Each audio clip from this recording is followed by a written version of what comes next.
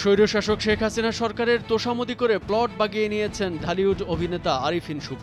রাজধানী উন্নয়ন কর্তৃপক্ষ রাজুক এর পূর্বাচল নতুন শহর প্রকল্পে তাকে 10 কাঠার প্লট দেওয়া হয়েছে। তিনি 13/এ ধারায় প্লট বরাদ্দ পেয়েছেন। এই ধারায় সংরক্ষিত কোটায় প্লট বরাদ্দ দেওয়া হয়ে থাকে। 2023 সালের 27 নভেম্বরের বোর্ড সভার সিদ্ধান্তে এই প্লট বরাদ্দ দেওয়া হয়েছে বলে রাজুকের সংশ্লিষ্টরা জানান। রাজুকের বরাদ্দ নীতিমালা অনুযায়ী সংরক্ষিত কোটায় প্লট দেওয়া হয় 13 ধারায়। সেখানে বলা হয়েছে সংসদ সদস্য, বিচারপতি, মুক্তিযোদ্ধা, রাজনীতিবিদ, সরকারি বেসরকারি কর্মকর্তা যারা রাষ্ট্রীয় গুরুত্বপূর্ণ কাজে অবদান রেখেছেন তাদেরকে এই ধারায় প্লট দেওয়া হয়। তবে এই ধারার শর্ত অনুযায়ী রাজুক এলাকায় যাদের নিজস্ব প্লট বা ফ্ল্যাট রয়েছে তারা প্লট পাওয়ার যোগ্য হিসেবে বিবেচিত হন না। তথ্য অনুসন্ধানে জানা যায়, রাজুকের উপপরিচালক নায়েব আলী শরীফ স্বাক্ষরিত এক আদেশে আরিফিন শুভকে তার প্লটের চূড়ান্ত বরাদ্দ দেওয়া হয়। প্রতি কাঠা 3 লাখ টাকা দামে 10 কাঠা জায়গার মূল্য পরিশোধ করেছেন 30 লাখ টাকা।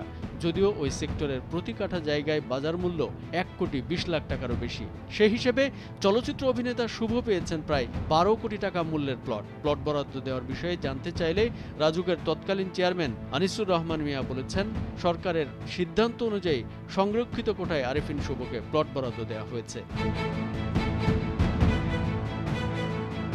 বঙ্গবন্ধু শেখ মুজিবুর রহমানের বায়োপিক মুজিব একটি জাতির রূপকার সিনেমায় মাত্র 1 টাকার বিনিময়ে অভিনয় করেছিলেন চিত্রনায়ক আরিফিন শুভ। সিনেমাটিতে বঙ্গবন্ধু চরিত্রে তার অভিনয় আওয়ামী লীগের নেতাকর্মীদের কাছে দারুণ প্রশংসিত হয়। তারই প্রতিদান স্বরূপ তৎকালীন প্রধানমন্ত্রী শেখ হাসিনার কাছ থেকে উপহারও পেয়েছিলেন তিনি। সংরক্ষিত কোটায় রাজুকের পক্ষ থেকে এই 10 কাঠার প্লটটি বরাদ্দ পেয়েছিলেন এই অভিনেতা।